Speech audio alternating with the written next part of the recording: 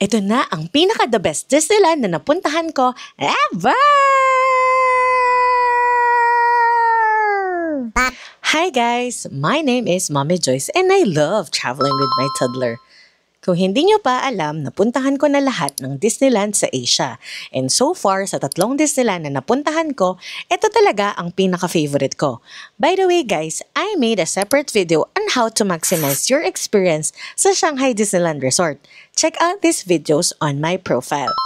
Second to the last day na nga pala namin dito sa China, and Tuesday pala ngayon. From City Center to Disneyland Resort Station, sinakyan lang namin ang Subway Line 11. From our hotel, 1 hour din ang biyahe, so consider this when traveling. From exit 1, naglakad pa kami ng another 10 to 15 minutes going to the main entrance. At syempre, we purchased our tickets through Klook.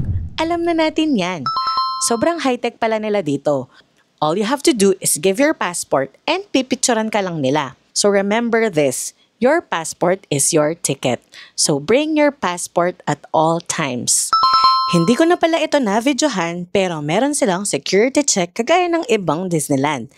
The good thing is, pwede ang outside food sa park as long as it's simple and walang amoy. Here is the quick cheat sheet kung ano ang pwede at bawal. Follow me and join my community on Facebook for more China DIY budget travel tips. Bye!